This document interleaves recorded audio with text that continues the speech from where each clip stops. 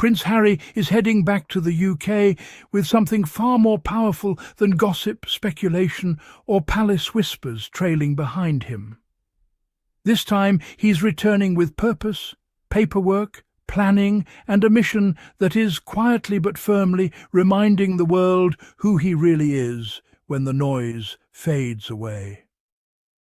While some people are busy counting titles, seating charts, and imaginary snubs, Harry is counting athletes, veterans, volunteers, and lives that are about to be changed for the better.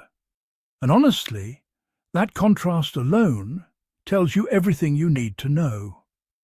Now let's be clear, this isn't one of those dramatic royal comeback moments that tabloids love to exaggerate with ominous music and recycled headlines. This is something much more meaningful.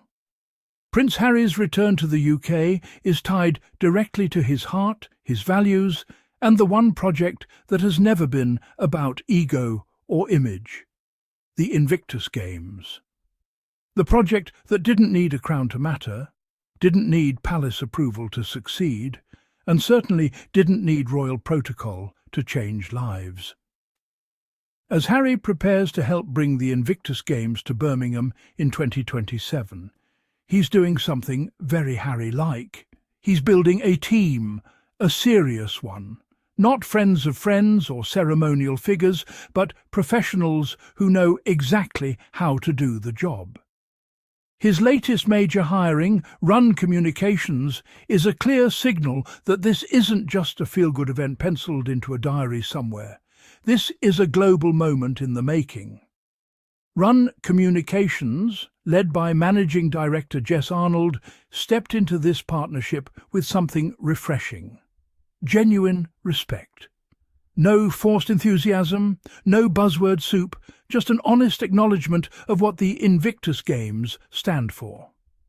Jess Arnold described it as a huge privilege to work as communications partner for Invictus Games Birmingham 2027, and that word matters. Privilege, not opportunity, not exposure. Privilege. And when Jess spoke about the Games standing for resilience, purpose and progress, it didn't sound like a press release written at midnight. It sounded like someone who actually understands why this matters. Because Invictus isn't about shiny medals or perfect photo ops. It's about men and women who were broken down by war and injury, then rebuilt themselves through strength, discipline, and community. That story doesn't need exaggeration. It needs care. And Harry knows that. This is why the decision to work alongside good form and champions is so important. It shows that the Invictus Games are being approached as a fully integrated, long-term movement, not a one-week spectacle followed by silence. Harry isn't just hosting an event, he's curating a legacy. And yes, that word might make some palace watchers uncomfortable, but facts are stubborn things. From July 10 to 17, 2027, the UK will once again become the home of something truly extraordinary. And for Harry, returning to his homeland with Invictus isn't about reclaiming space. It's about creating it. Space for veterans to be seen.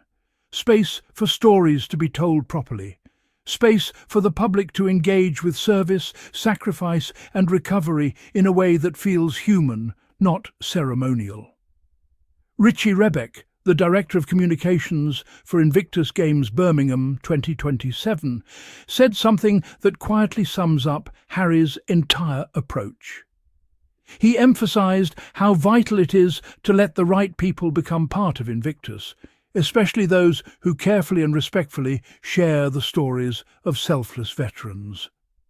That word again. Carefully. This isn't about drama. This isn't about headlines that burn bright for 5 minutes and disappear. This is about meaning that lasts. And this is where the humour comes in, because while Prince Harry is out here methodically assembling experts, professionals and storytellers, there are still people scratching their heads, wondering why he's not behaving like a traditional royal. As if tradition ever helped anyone recover from trauma, learn to walk again, or rebuild confidence after losing everything. Spoiler alert, it didn't. Harry's actions recently have been almost suspiciously mature, which seems to confuse some commentators who are still waiting for controversy that just isn't coming.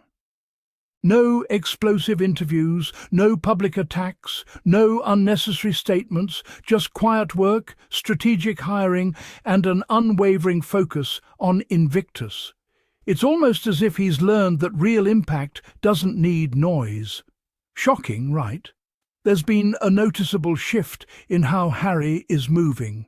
He's deliberate now, calm, focused, and perhaps most interestingly, he seems completely uninterested in playing the old games that once defined royal life. Instead of fighting narratives, he's building something so solid that narratives simply bounce off. Some observers believe that Invictus Games 2027 could represent a revival of Harry's royal role. But here's the thing. Harry never actually stopped serving. He just stopped doing it on someone else's terms.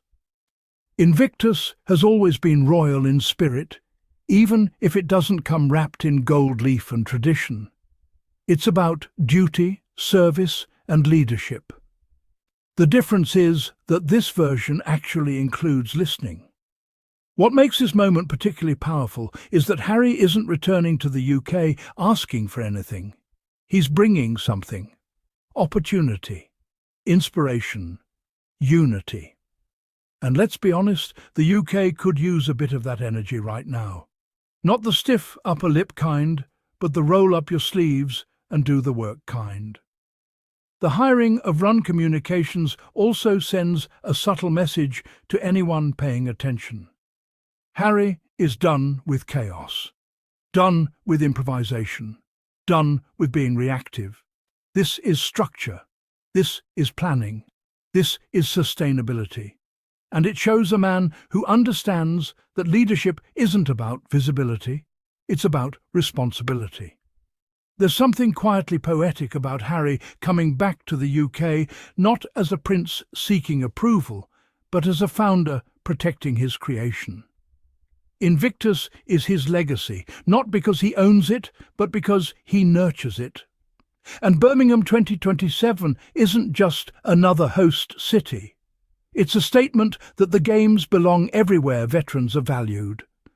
Of course, there will always be those who try to frame this as a calculated move, a reputation rebuild, or some grand strategy. But that argument falls apart when you remember one simple fact.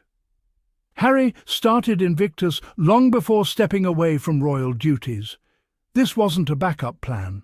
This was always the plan. And perhaps that's why it works. Because Invictus was born from lived experience, from service, from grief, from understanding what it means to lose friends, to return home changed, and to struggle in silence.